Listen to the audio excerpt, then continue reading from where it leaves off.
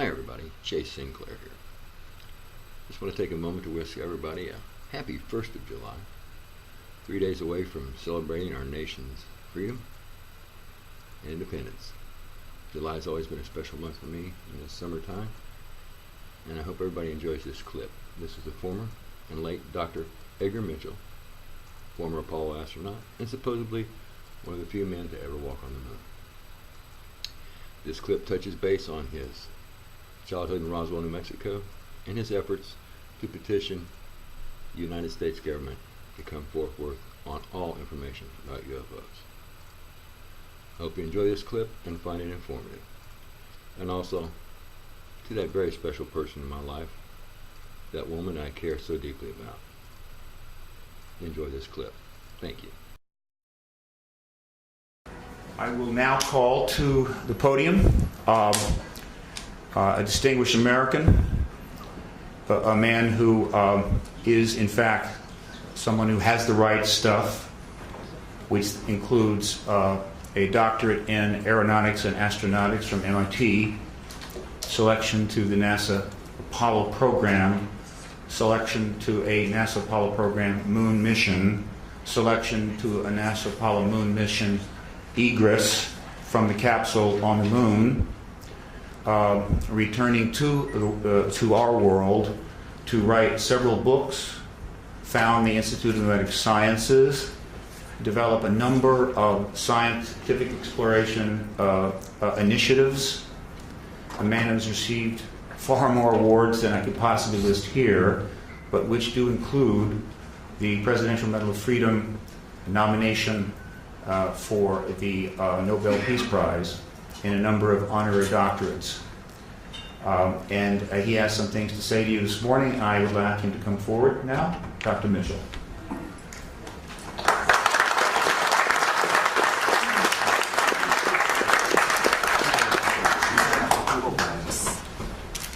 Thank you very much for being here. My story with regard to the disclosure process is very simple. I grew up in Roswell, New Mexico, the site of the first UFO crash, the alleged UFO crash.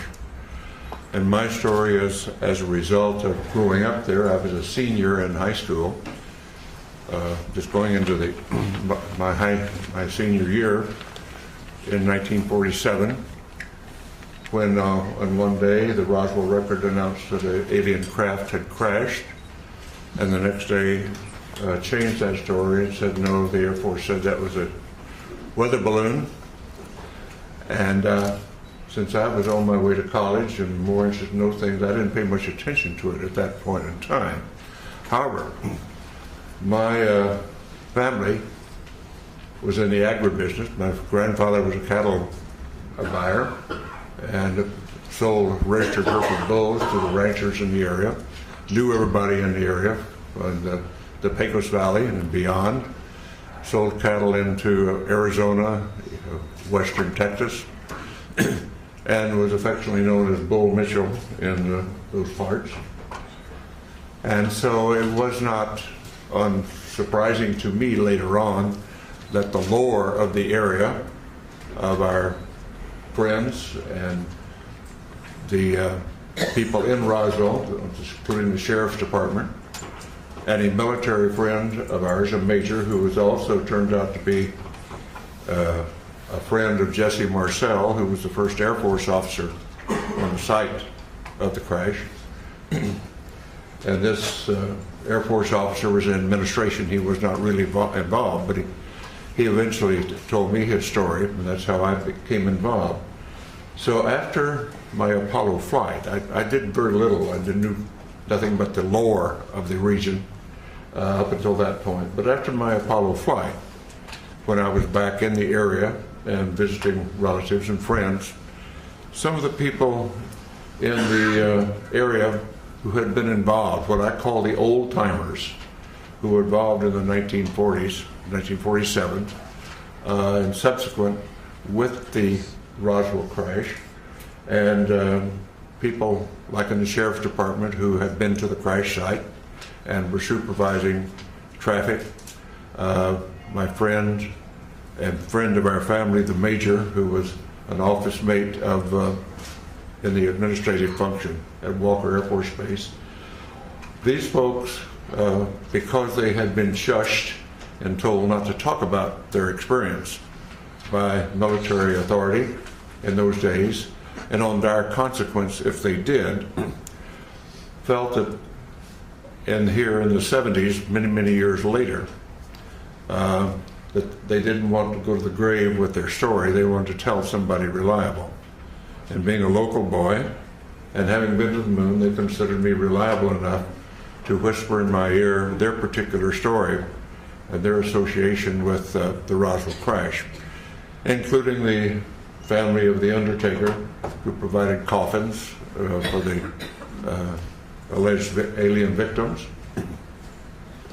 and others on site who had been involved or knew the story. And of course, eventually I ran into Jesse Marcel Jr., the son of the Jesse Marcel, who was the first military officer on the site, and knew his story, and knew his story well, and we became friends in later years in this disclosure movement.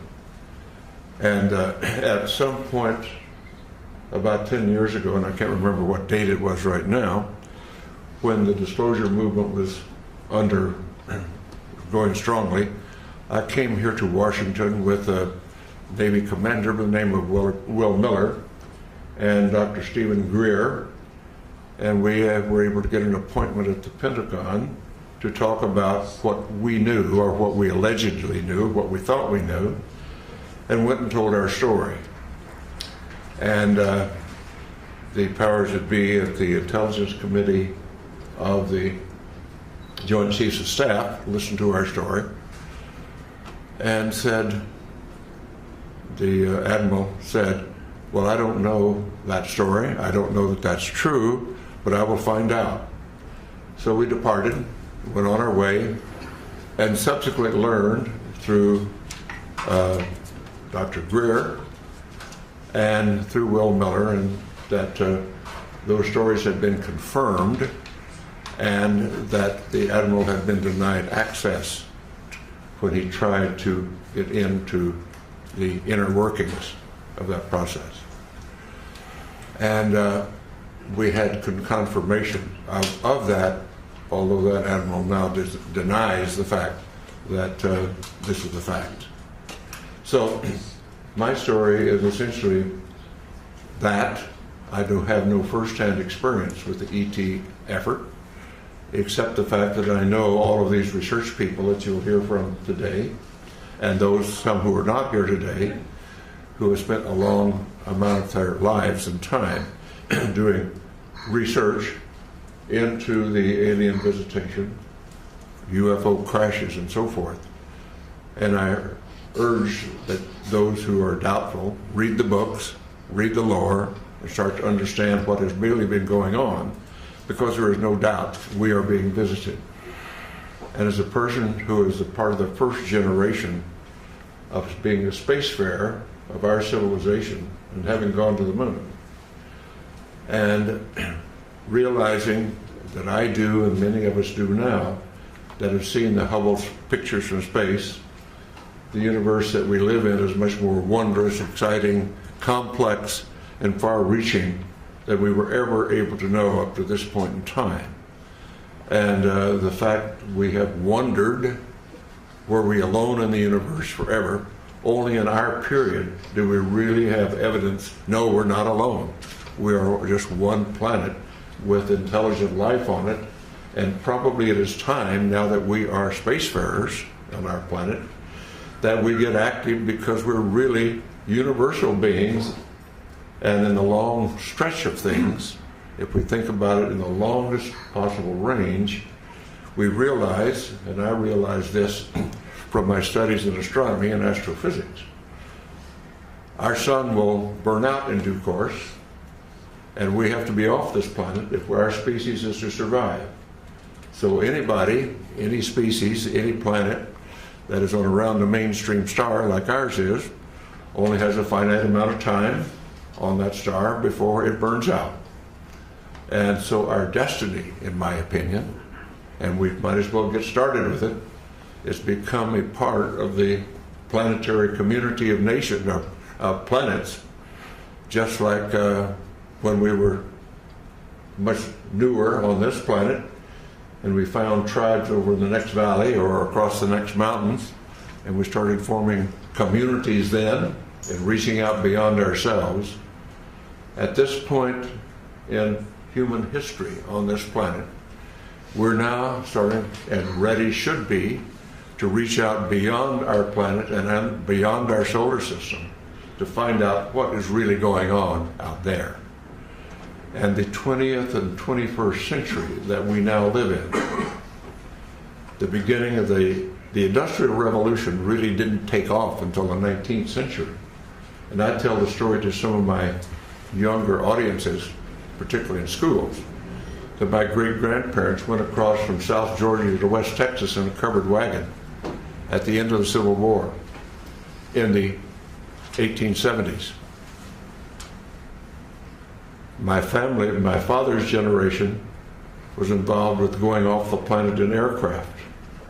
And less than 100 years later, I went to the moon. So some covered wagons to going to the moon in less than 100 years is a history of the development of our civilization in not our lifetime, but a couple of generations. And so it's time to start thinking in those terms. And particularly since now, in the 20th and 21st century, we suddenly find that due to our expertise and our genius in science and technology, we have exploded our population from under 2 billion at the beginning of the 20th century to over 6.5 billion at this point. And our consumption patterns are clearly indicating that we are utilizing our non-renewable resources at an unacceptable rate, a non-sustainable rate. So we've got a lot of thinking to do about what being an advanced civilization really means. But let's put all that aside for a moment, because we're here to talk about disclosure. And what I am suggesting is it is now time to put away this embargo of truth about the alien presence. And I call upon our government to open up like other governments have, and you will hear about that this morning. Like the Belgians have, the French have, the Brazilians have, the Argentines, the Mexicans have all released their files. It's about time now that we do the same thing and become a part of this planetary community that is now trying to take our proper role as spacefaring civilization. Thank you very much for your attention.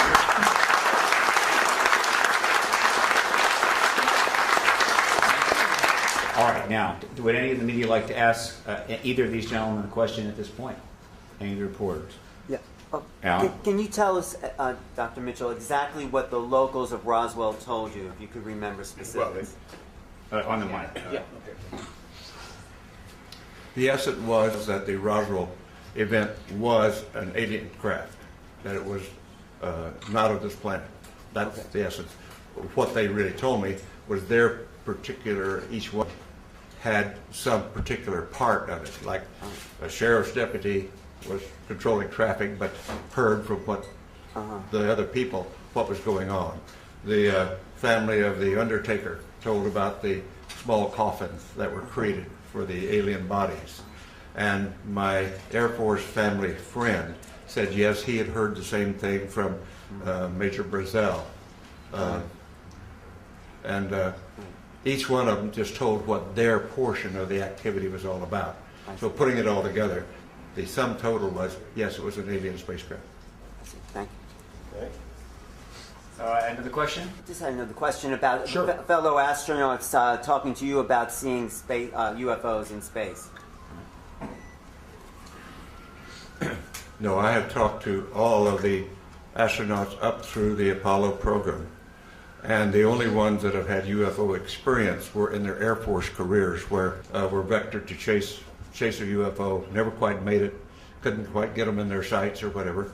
And that was Deke Slayton, and Gordon Cooper had his experience that's been well recited about seeing one land at Edwards Air Force Base, seeing the pictures of it. Suddenly the pictures disappeared into the vaults of Washington and never returned. But the military people that had UFO experience were in their Air Force careers before the astronaut program. And of course, being a military and a Navy pilot myself, the stories among airline pilots and other pilots they're just all over the places. And we're all told, shut up about it. I never chased one myself, but all my friends that did, it was all the same thing. Don't talk about it. Thank you.